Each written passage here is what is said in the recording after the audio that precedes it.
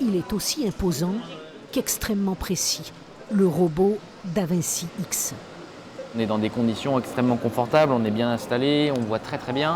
Là vous ne me voyez pas, mais moi j'ai 2 caméras en fait, j'ai une vision en 3D et j'ai une démultiplication de mes mouvements. Aux manettes, un chirurgien des voies digestives de l'hôpital européen.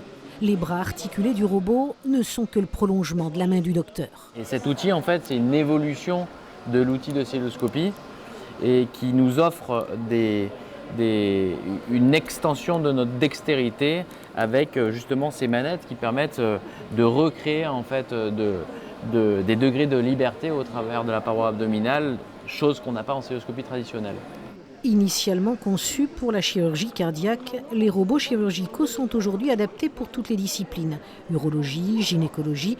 Depuis la première acquisition en 2013, 4500 personnes ont été opérées par la chirurgie robot assistée. Aux États-Unis, toutes les opérations se font de cette façon.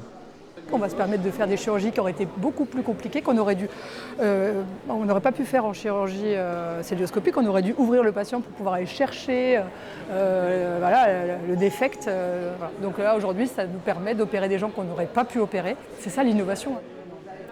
Une innovation coûteuse mais terriblement efficace. Avec ces 2 nouveaux robots, le patient est moins traumatisé, il a moins de douleur, il sort plus vite de l'hôpital et il risque beaucoup moins une infection.